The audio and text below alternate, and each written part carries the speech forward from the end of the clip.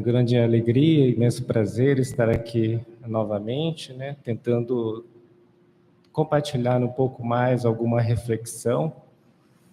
E o que eu venho trazer neste dia, aqui nesta manhã de domingo, é uma reflexão sobre o capítulo 9 do Evangelho segundo o Espiritismo. Bem-aventurados os mansos e pacíficos. Minha esposa, ela ouviu que eu ia preparar alguma coisa a respeito, ela falou, mas de novo?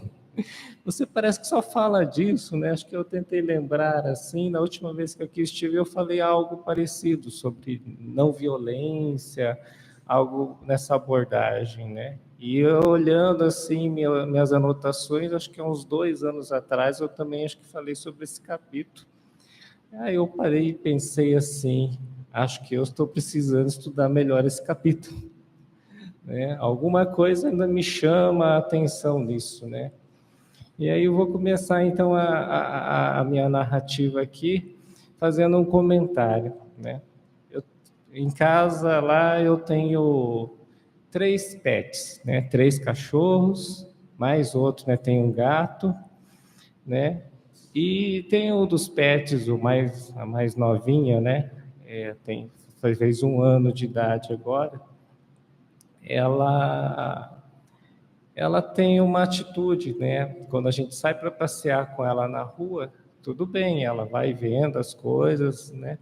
Só que na hora que ela vê um outro cachorro, e às vezes o outro cachorro pode estar muitos metros à distância, ela já entra em estado de alerta, né? Ela já começa, né, a ficar daquele jeito assim, querendo latir para aquele cachorro, presta atenção, né? Eu estou falando de um pet que é um dos menores que tem, é o Chihuahua, né? Ele é minúsculo, mas pensa numa bichinha irritada na hora que vê outro cachorro, né? Eu vi que isso é da raça, né? Ok, mas eu fui tentar entender, me chamou a atenção por que essa reação dela, né? Por que ela age dessa forma? Porque eu tenho uma outra que é uma poodle, né?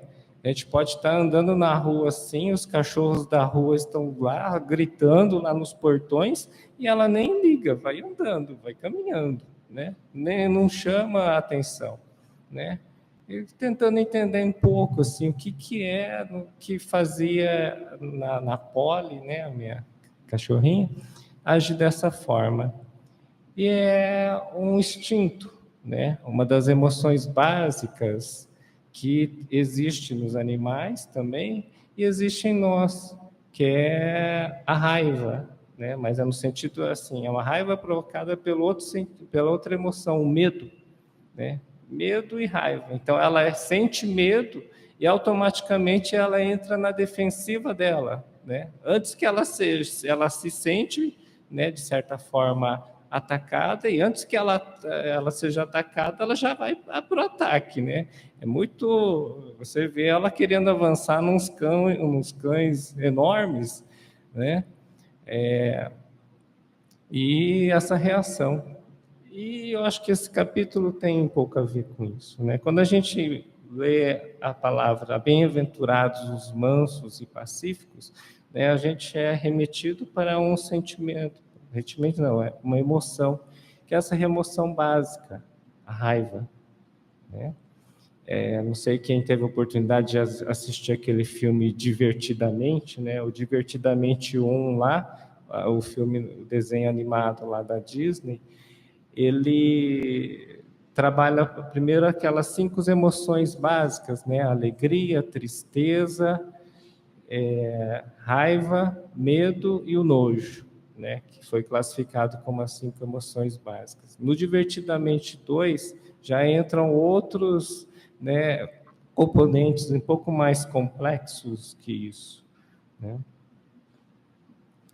E esse sentimento, então, muitas vezes a gente olha, né, a raiva como um sentimento negativo, né? Mas se a gente parar para pensar e racionalizar, ela faz parte das emoções humanas. Ela tem uma função, e dentro do nosso processo evolutivo, nosso crescimento, nosso desenvolvimento, ela cumpriu determinadas funções, principalmente uma função assim de alerta, alguma coisa está errada, né, para nos alertar.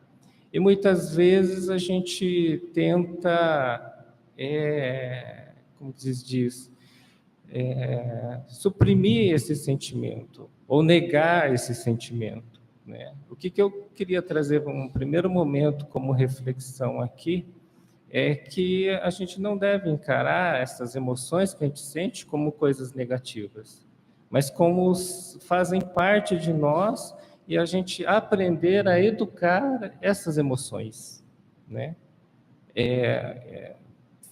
Com certeza, em alguma situação que a gente vive hoje em dia, a gente sente realmente um desconforto, né? Às vezes não gosta de determinadas situações quando elas não vão e não estão de acordo com aquilo que a gente quer, né? E o que a gente está sentindo? E muitas vezes a gente para, né? Fala, não posso sentir raiva. Aí você pega e tenta não enxergar e não olhar para ela. E que a gente sabe que no processo nosso de reforma íntima, de autodescobrimento, a gente tem que aprender a olhar para tudo isso, né? Tem que aprender a tentar enxergar tudo isso. E se permite muitas vezes sentir, né? É sentir e entender porque eu estou sentindo. Existe uma frase que a gente pode muitas vezes completar, né? Eu estou sentindo raiva porque, né, estou magoado, frustrado com tal circunstâncias, né? Que isso vai elaborando para a gente vai aprendendo a lidar com as situações, né? É isso que é crescimento, né? A gente, a partir das nossas experiências, o que permite as nossas emoções manifestarem, a gente ir aprendendo com elas e nisso crescendo com elas, né? É um exercício que a gente tem que fazer, né? Às vezes a gente pega e deixa esse impulso de raiva crescer dentro da gente. Esse que é o problema, né? Esse que é a grande questão, né? É onde que causa as confusões, né? Nos nossos relacionamentos, no nosso dia a dia, né? Coisas que por bagatelas, né? Coisas pequenas, a gente acaba, né, perdendo a paciência, né, e dá vazão a esses descontentamentos, né? E isso causa os nossos problemas, né? Eu estava lembrando agora, falando dos pets, agora mesmo, antes de vir para cá, eu até era para chegar um pouco antes, né? Acabei me atrasando, porque, né? Aí eu acordei, né? Me preparei, me troquei, e daí até não vou trocar também, né? Eu tinha falado assim, eu vou amanhã usar tal camisa, né? Aí cheguei lá, minha camisa não estava boa. Falei, e agora, né? Eu podia né? Eu já senti um descontentamento nesse momento por conta disso. Aí falei, não, então vou usar essa outra camisa aqui que aqui estou usando, né? Resolvido o problema, né? Parece uma coisa simples, mas às vezes por uma camisa, e depois eu vou contar uma historinha aqui, né? Vocês veem a confusão que pode dar, né? Por não estar de acordo com aquilo que a gente quer, né?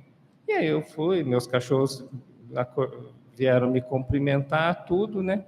E como estava ainda, o cômodo ainda estava escuro, eu não percebi que um dos cães havia feito o xixizinho dele fora do lugar, né?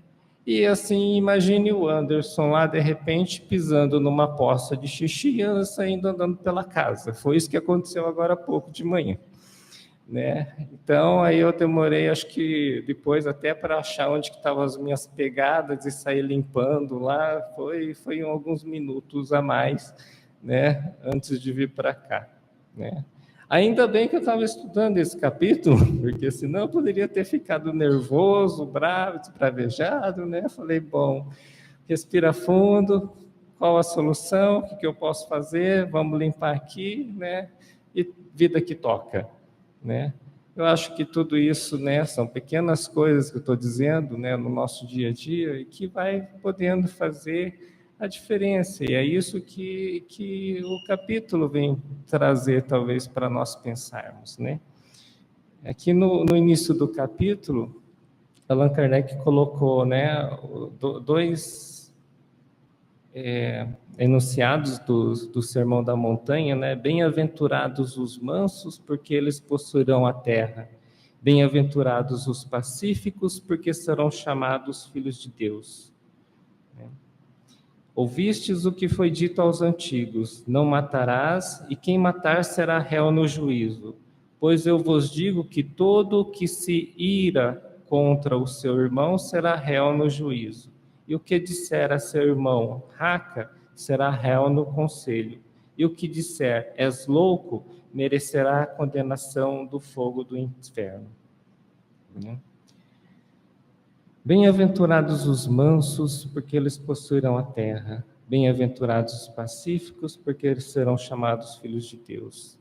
O Sermão da Montanha, como a gente sabe, né, foi um poema, né, palavras consoladoras que Jesus deu e deixou como legado para todos nós, né,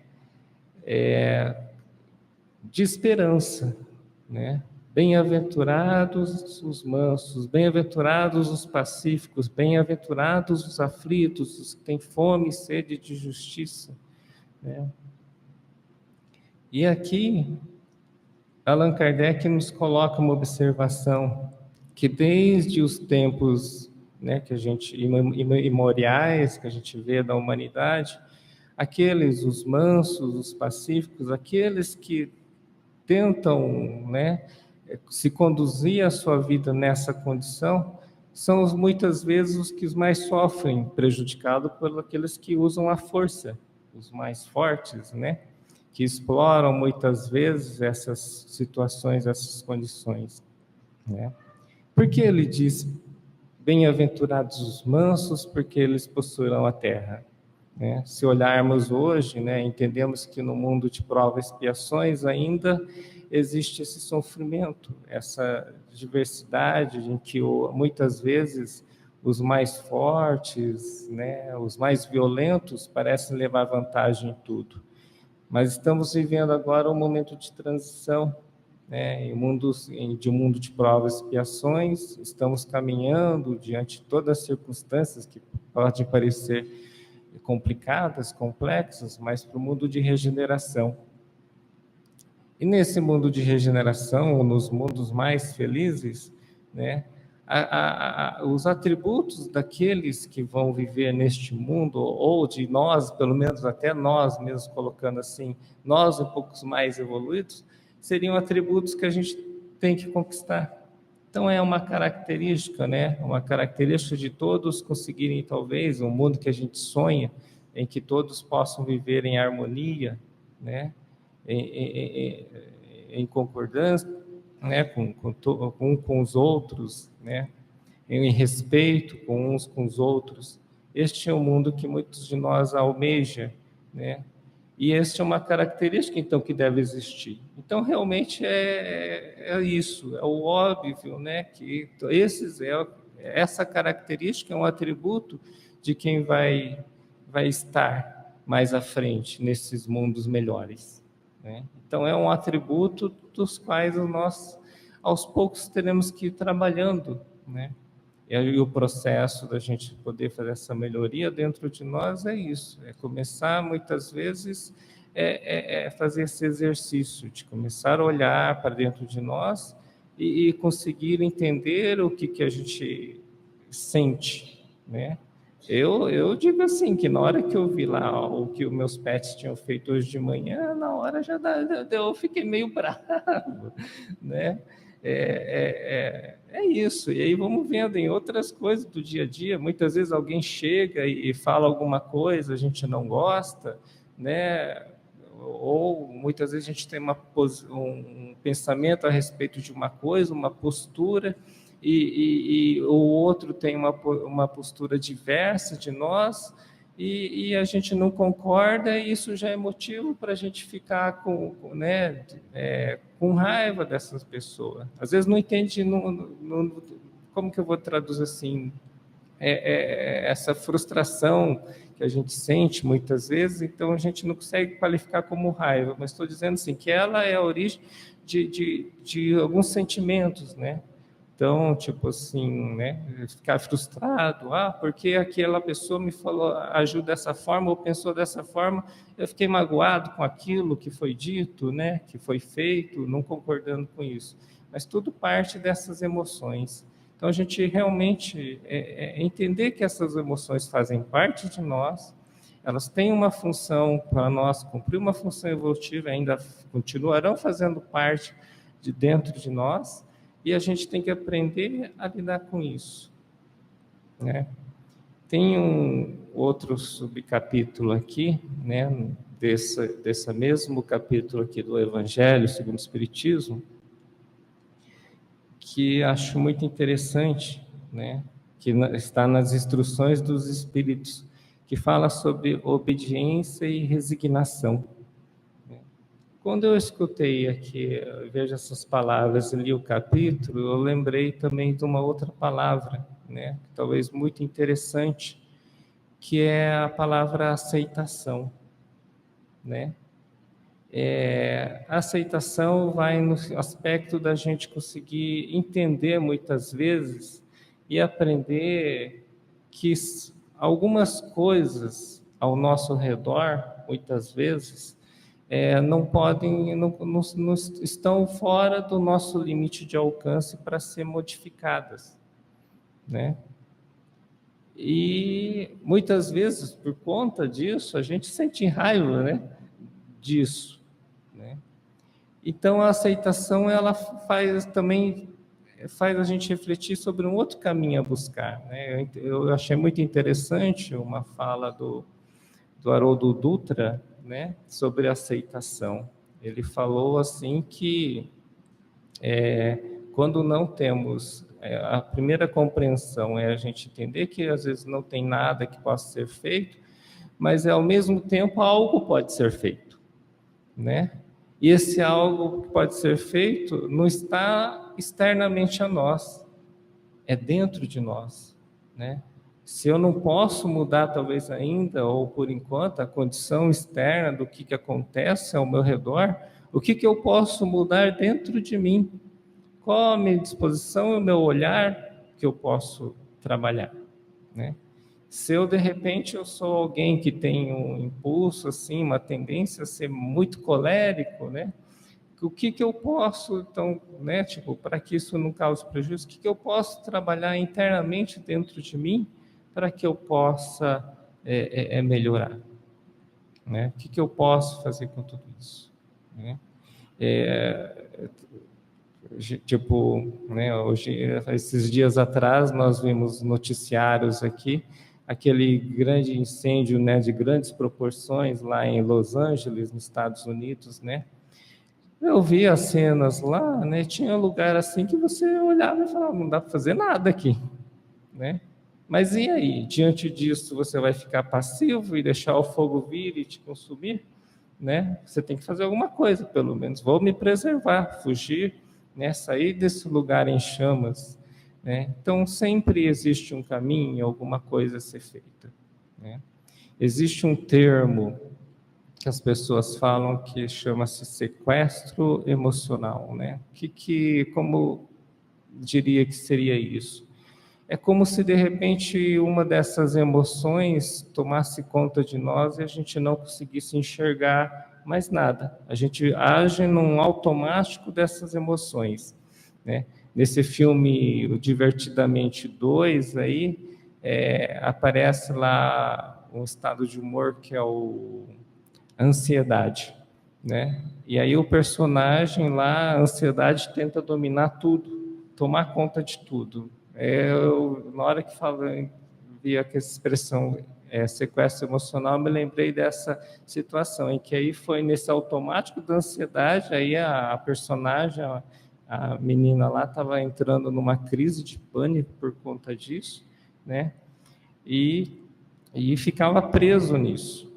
Então, muitas vezes, né, se a gente se deixar levar por determinadas emoções sem controle, de forma descontrolada, a gente entra nesse sequestro emocional. E aí muitas vezes você vê, né, num estado assim de cólera, né, muitas coisas ruins acontecem, né?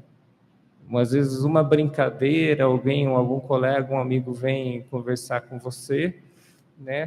Começa a fazer uma brincadeira, você não gosta, daqui a pouco os dois começam a discutir, isso muitas vezes ocorre e vira tragédia, né?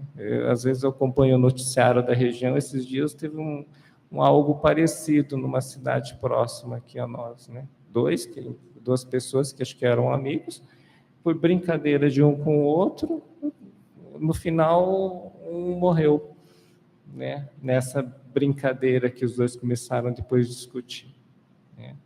Então você parece que fecha, né? Um túnel em que você só enxerga uma coisa, não vê outra alternativa, né? E quando a gente fala assim, né, para tentar olhar melhor para tudo isso, a gente tentar construir essa outra alternativa, este outro caminho, né? Essa outra perspectiva, né? E muitas vezes, né, a gente pega e fica, como se diz assim, realmente a gente fica com raiva porque a gente não consegue encontrar um outro caminho. Eu falei aqui que estou sendo gravado, então não posso citar nome, né? Vou só falar assim, esses dias eu estava numa festa de aniversário, né? É uma festa muito bonita, né? A pessoa lá sendo homenageada, completando 84 anos de idade, né? Cumprimentado pelos filhos, pelos amigos, outros familiares, né? Uma festa muito bonita, né? Mas tinha uma pessoa, né, que por um momento veio à minha mesa, né? Aí estava meio assim desgostoso, assim, bravo, né? Falei, mas o que aconteceu? Ah, o aniversariante não quis vir aqui sentar na mesa com a gente, né? Falei, mas, né, o que tem isso? Eu vi o aniversariante lá todo contente, sorrindo, né? Todo mundo, né, na maior festiva, né? Tipo assim, a pessoa naquele momento talvez não enxergou essa outra possibilidade. Tudo bem ele não vir aqui sentar à mesa aqui. Ele estava lá na outra mesa com todas as outras pessoas, todo mundo conversando e ninguém estava preso também à mesa, né? Muitas vezes, então, por coisinhas que a gente não consegue, parece que não enxerga a outra alternativa do que posso fazer, né? Se ele não pode vir aqui, então levanta da mesa, vamos lá, né? Vamos conversar, vamos cumprimentar, né? Ninguém fica preso na festa por conta disso, né?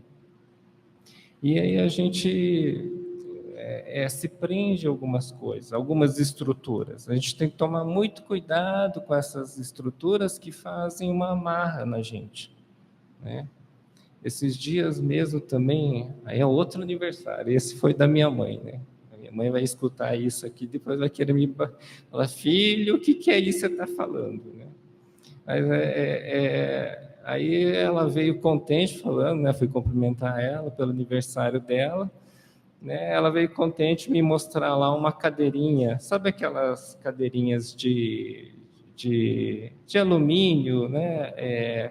Que coloca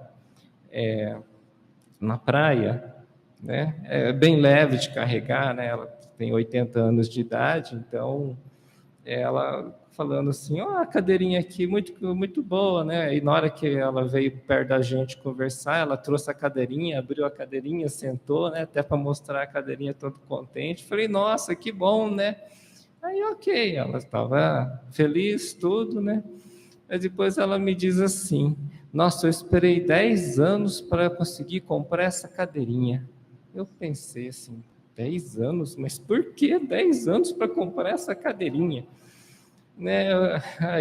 Aí me perdoem, gente, aí meu sangue subiu assim, na hora, mas não entendi, né? Me explica o porquê, né? Ela falou, porque era muito caro.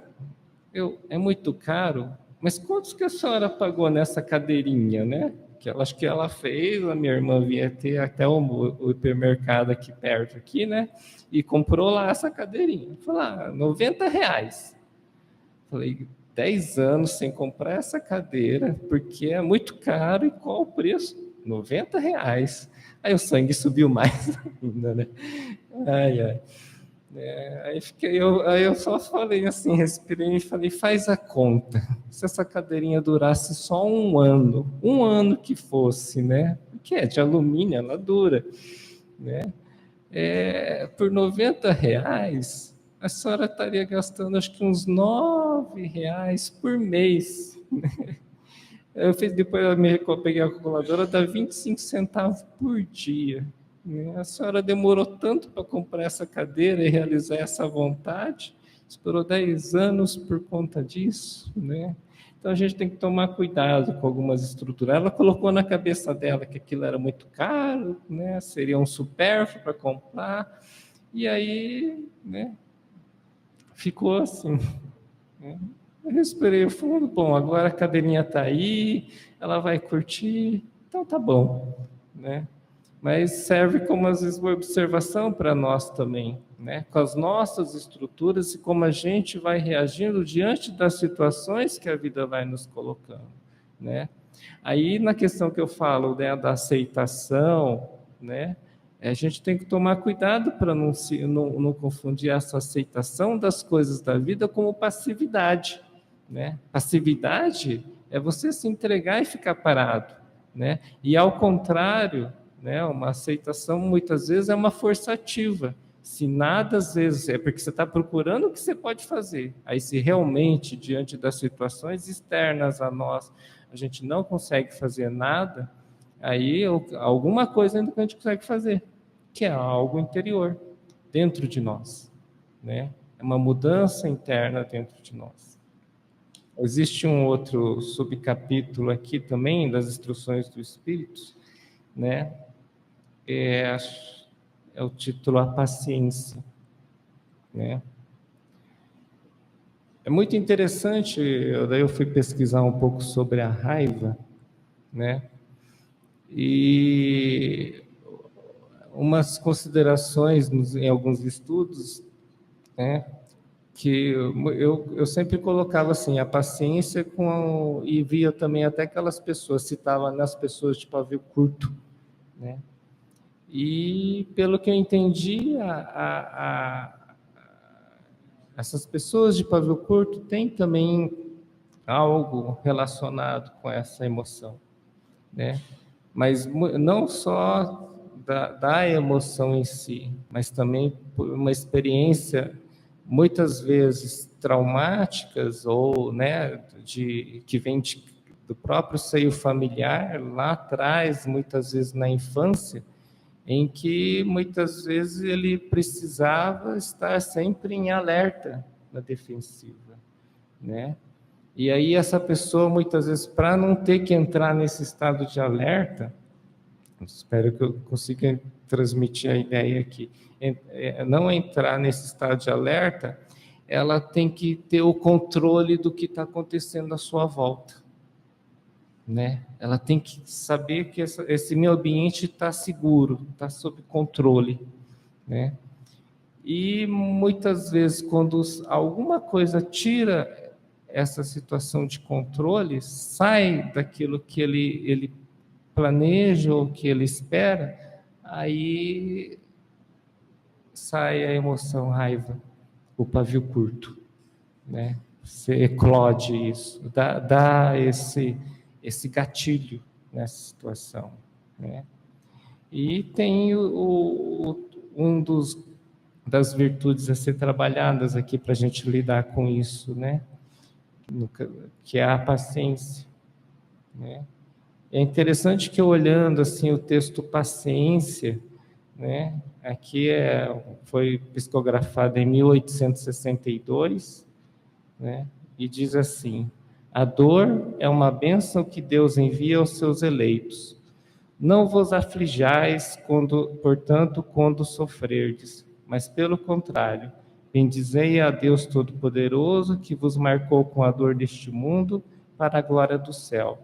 Sede pacientes, pois a paciência é também caridade, e deveis praticar a lei da caridade ensinada pelo Cristo. A caridade, que consiste em dar esmolas aos pobres, é a mais fácil de todas, mas há uma caridade bem mais penosa e, consequentemente, bem mais meritória, que é a de perdoar os que Deus colocou em nosso caminho para serem instrumentos de nossos sofrimentos e submeterem à prova a nossa paciência. A vida é difícil, bem eu sei, constituindo-se de 1000 bagatelas que são como alfinetadas e acabam por nos ferir.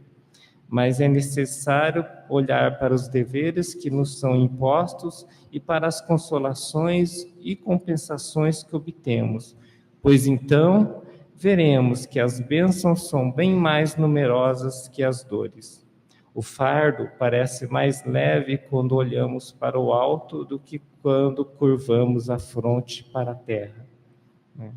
Coragem, amigos, o Cristo é o vosso modelo. Sofreu mais do que qualquer um de vós, e nada tinha do que se acusar, enquanto tendes a espiar o vosso passado e de fortalecer-vos para o futuro.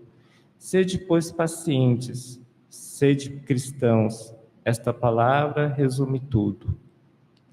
Essa mensagem nos convida a trabalhar a nossa paciência, né? Ele coloca assim, né, na mensagem, né, que fala do Cristo que sofreu sem ter nada que pudesse o acusar, enquanto a gente tem muitas vezes as nossas condições que a gente carrega ainda de imperfeições, né? Quando a gente fala da raiva, né, muitas vezes a gente entra num processo de julgamento das situações e das pessoas, né? E aqui esse texto é um convite para a gente olhar mais uma vez, e lembrarmos, né, que todos nós ainda somos imperfeitos, todos nós também erramos, né? E que precisamos, né, que nem o texto diz, aprendermos a perdoar, né, a relevar um pouco essas situações, né? Muito fácil, às vezes, nós julgarmos e ficarmos bravos com aquilo. Não que a gente não possa ficar, a gente tem que, se ficar, a gente tem que entender por quê, né, e trabalhar com isso. Mas cada um de nós precisa também, né, desse olhar de compreensão. Cada um de nós precisa ainda, né, porque estamos aqui, de que também que a gente saber que a gente erra, né? Precisamos acolher isso, esse nosso cuidado conosco também. Então, tomarmos muito cuidado, né, na medida que a gente for também julgar a ação do próximo, né? Tanto que o Cristo fala, né, não julgueis para não ser julgados, né? A gente olha, muitas vezes enxerga a trave no olho do outro, mas não consegue ver o cisquinho que está aqui no nosso. Então a gente aumenta muito aquilo que é em relação ao outro, mas conosco não é dessa forma. Então a gente tem que lembrar, aqui nós estamos para melhorarmos, para, né, sermos pessoas melhores perante a vida. Então todos nós necessitamos dessa compreensão, né? Achei muito interessante que muitos aqui sabem, né, esse capítulo, essa mensagem, a paciência, né, psicografada em 1862, o espírito que assina assinou como um espírito amigo, né? Muitos de nós aqui sabem, pelo menos, quem é esse espírito que participou da equipe lá da Falange da Verdade, né? E aí, esses dias atrás também, eu até ontem peguei para ver o livro, um outro livro, né, de uma médium psicografou esse livro, e conta justamente uma parte da história desse espírito, né?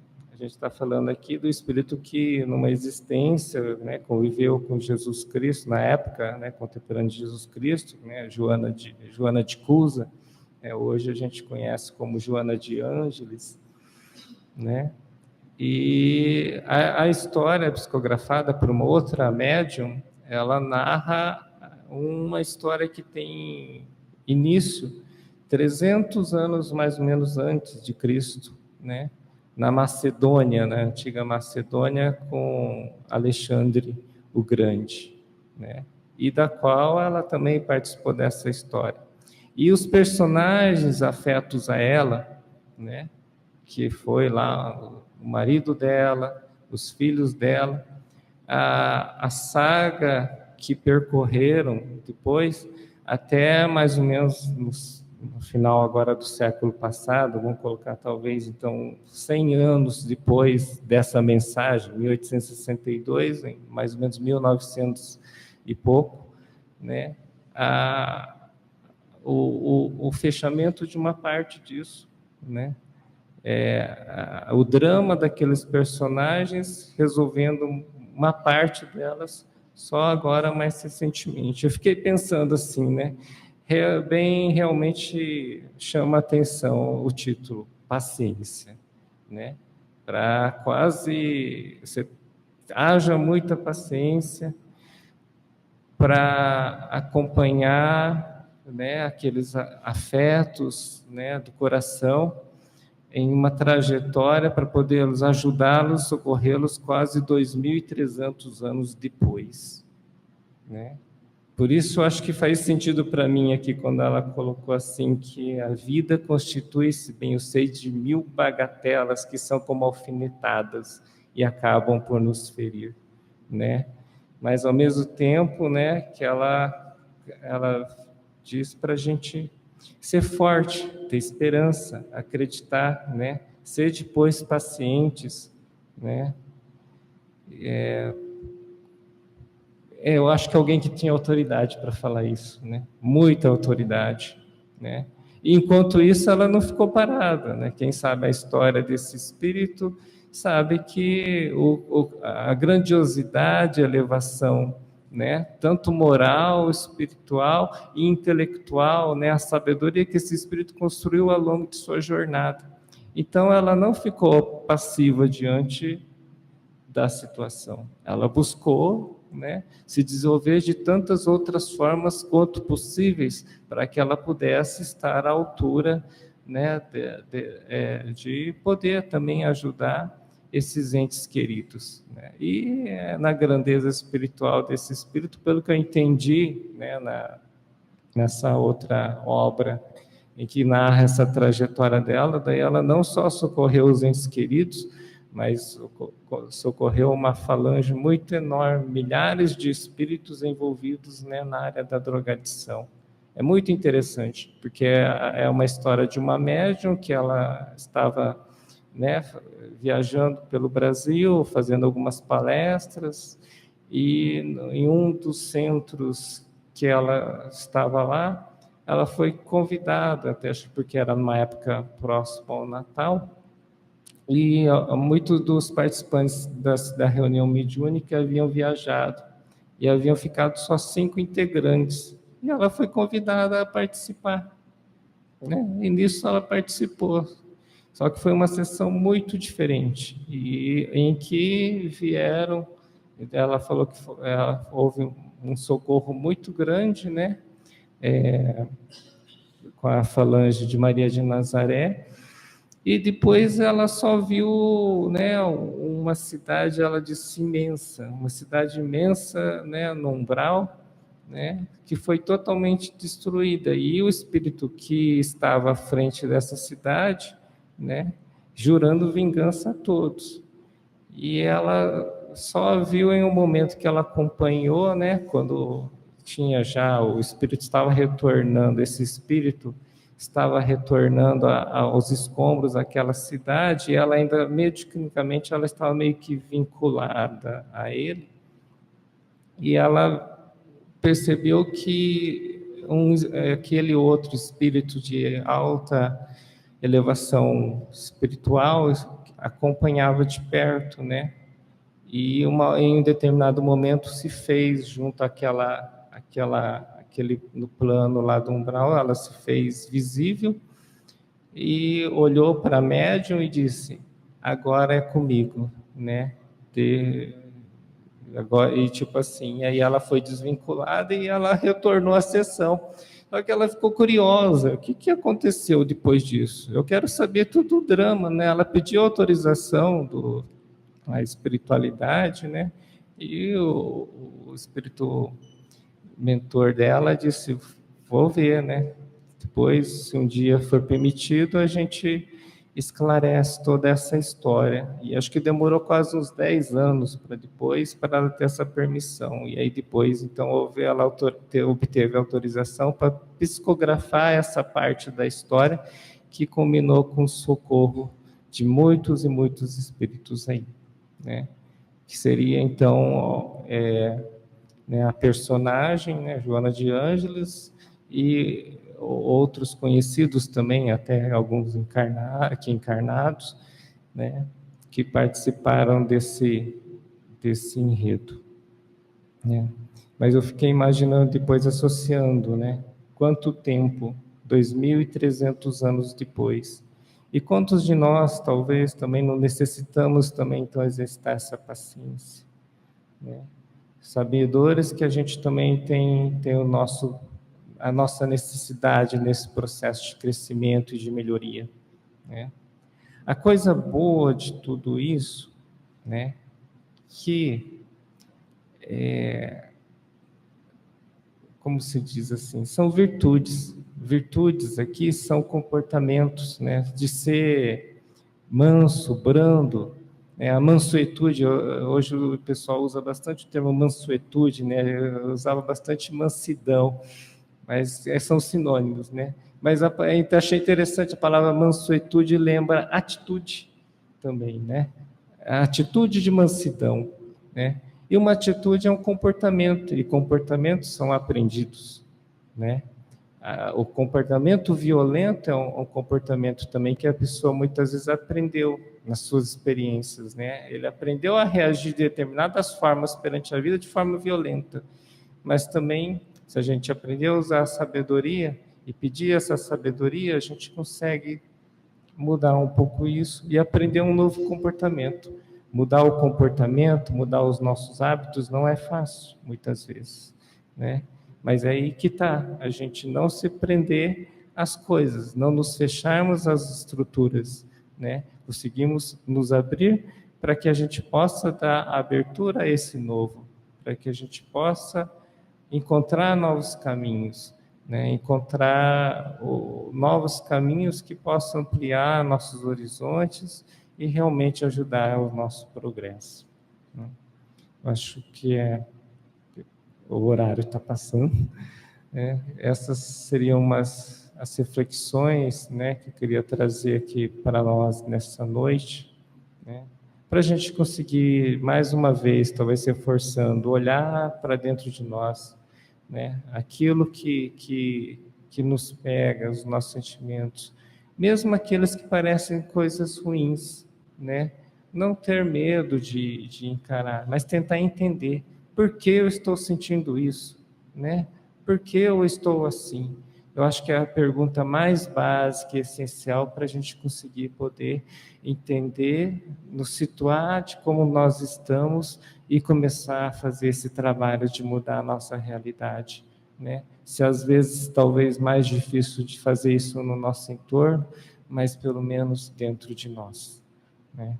Obrigado pela atenção de todos. Um bom dia, um bom domingo para todo mundo.